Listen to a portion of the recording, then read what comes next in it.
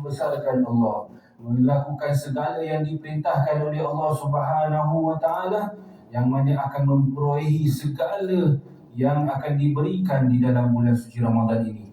Lagi dan lagi para jemaah sekalian telah diingatkan oleh asatizah kita dan juga Amir Al-Bustan wabil khusus ayahanda kita yang selalu mengatakan tentang ganjaran yang Allah Subhanahu wa taala ingin memberikan kepada kita. Dan saya mengaitkan daripada Al-Quranul Karim yang disebutkan rahmati wasi'a kulla syai'. Rahmatku, iaitu rahmat Allah Ta'ala melebihi segala sesuatu.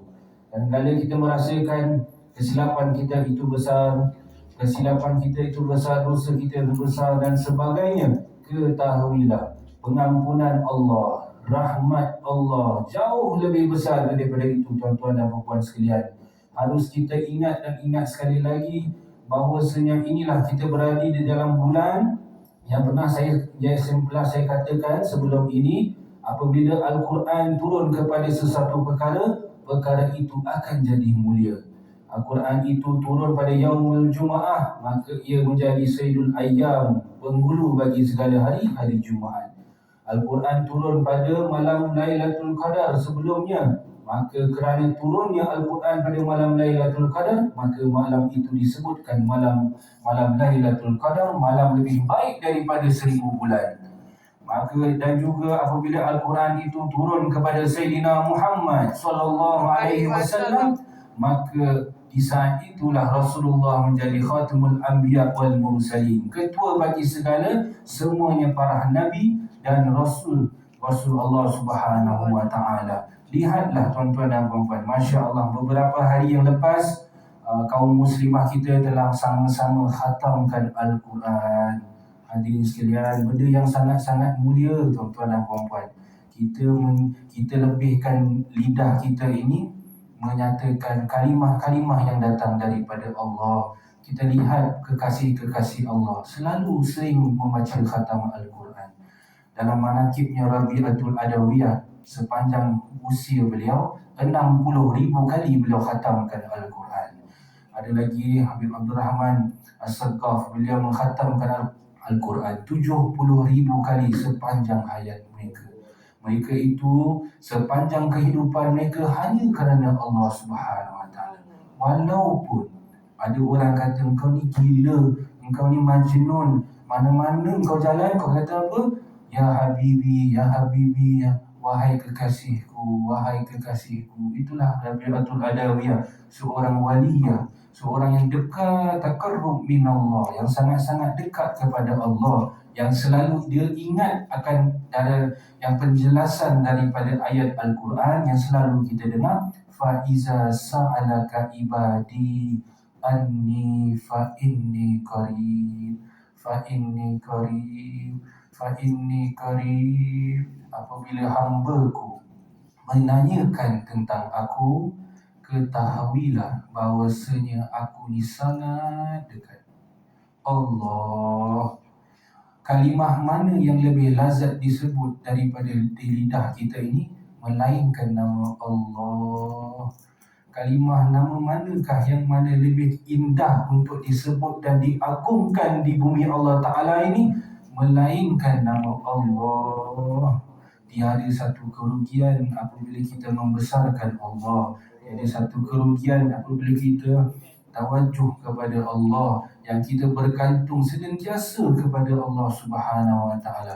Ke mana-mana yang kita pergi, kalau kita lihat Nabi SAW, ada adab tidur doa, adab bangun ada doa, makan ada doa, selepas makan ada doa. Kita ni sepanjang 24 hours senantiasa berdoa kepada Allah Ta'ala. Ud'uni astajib lakum, mohonlah kepada Aku. Allah perintahkan kita everyday doa kepada Dia. Jangan harapkan kepada manusia, harapkan hanya daripada Allah Ta'ala. Allah itu Maha Kuasa, manusia langsung tak ada kuasa. Sebab itu kita selalu sebut la haula wala quwwata illa billahil aliyil azim. Sebentar tadi kita selalu baca selepas selalu kita hadir di sini, kita selalu baca subhanallah walhamdulillah wala ilaha illallah wallahu akbar. wala haula wala quwwata illa billahil aliyyil azim. Kita dah tasbih pada Allah, dah tahmid pada Allah, tahlil pada Allah, takbir pada Allah, semua kerana Allah. Langsung kita serahkan jiwa dan raga kita kerana Allah Subhanahu wa taala. Maka hadirin dan hadirat sekalian, kita ikutlah cara orang-orang yang telah berjaya. Qad aflahal mu'minun. Orang-orang yang telah berjaya siapa tuan-tuan dan puan-puan? Iaitu sahabat para Nabi SAW. Mereka itu dah dijamin masuk syurga Allah Ta'ala. Rasulullah dah sebutkan Sayyidina Uthman kau masuk syurga, Abdul Rahman bin Auf kau masuk syurga, Sayyidina Ali bin Abi Talib kau masuk syurga, Sayyidina Umar bin Khattab kau masuk syurga. Namun apabila malaikat melihat imannya para sahabat ni tinggi lagi daripada para malaikat, ya Allah, macam mana ni imannya manusia ni yang ada nafsu ni, malaikat tak ada nafsu, jauh lebih tinggi daripada malaikat. Maka mereka sendiri terpegun. Namun dalam keadaan iman yang sangat tinggi, yang kita ketahui yang membenarkan Isra Mi'raj siapa? Sayyidina Abu Bakar Siddiq, para sahabat, kekasihnya Rasulullah SAW. Allah muliakan beliau, beliau wafat di sebelah makam Nabi SAW. Maka hadirin hadirat sekalian, lihatlah, walaupun dalam keadaan demikian, iman dia begitu tinggi, yang mana kita nak dapat keimanan ni bukan senang, mesti mujahadah. Kena kuatkan semayang kita lakukan segala yang diperintahkan oleh Allah, jauh tekahannya. Lihat Sayyidina Umar bin Khattab, dia ada dekat sebelah tempat tidur dia satu rotan. Bangun pagi-pagi dia rotan belakang dia. Dia rotan belakang dia. Dia rotan siapa? Bukan diri dia. Wahai ya nafsu, kau jangan menyebabkan diri kau, aku ni malas nak bangun, nak beribadah. Jadi para sahabat yang lain nampak bilai-bilai kat belakang badannya. Inilah Sayyidina Umar bin Khattab, para sahabat Nabi SAW. Walaupun dalam keadaan demikian tuan-tuan dan puan-puan, dan mereka juga merasakan Ramadan, ya, mereka tetap iman mereka dah diterima oleh Allah. Allah mengirimkan salam kepada antara para sahabat juga, ya, untuk diterima segala amalan mereka, masuk dalam syurga rindu kepada mereka tersebut. Walaupun dalam keadaan demikian tuan-tuan puan-puan, mereka tetap astagfirullah, ya Allah, ampunkanlah dosa aku ya Allah, banyak kesilapan aku ya Allah, aku kadang-kadang beramal banyak sombong pada orang ya Allah, aku banyak riak ya Allah, aku banyak tahajud ya Allah, banyak ya Allah kurang dalam diri aku. Inilah para sahabat yang harus kita ikuti jejak langkah mereka, dan pastinya mereka mendapatkan daripada Sayyidul Mursalin Sayyidina Muhammad sallallahu alaihi wasallam. Panutan mana yang harus kita ikut tuan-tuan? Pada zaman sekarang ini kita banyak ikut orang-orang yang luar. Kita idolakan orang yang tak seharusnya kita idola.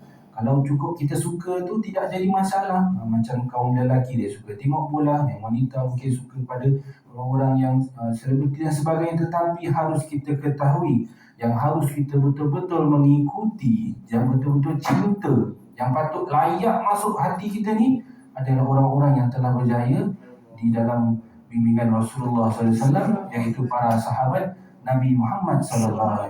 Saya telah jelaskan pada hari tersebut, dan Amir Al-Busan pun telah menjelaskan pada 17 Ramadan yang mana berlakunya peperangan Al-Badar.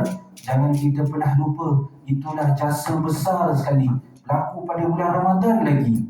Subhanallah, dalam bulan Ramadan dengan puasa, kemudian pergi berperang pula, kemudian antara banyak perang itu paling jauh sekali. Para sahabat begitu risau kepada Nabi SAW. Mereka ada cintung-cintung air letak dekat unta-unta. Bila Rasulullah, dikatakan dalam bahasa Inggeris, dehydrate kan. Bila dia mungkin kekurangan air, mereka letak ke atas kepada Rasulullah, kasih sejuk. Jangan, biar Rasulullah selamat, jangan kita tak apalah. Inilah sifat para sahabat.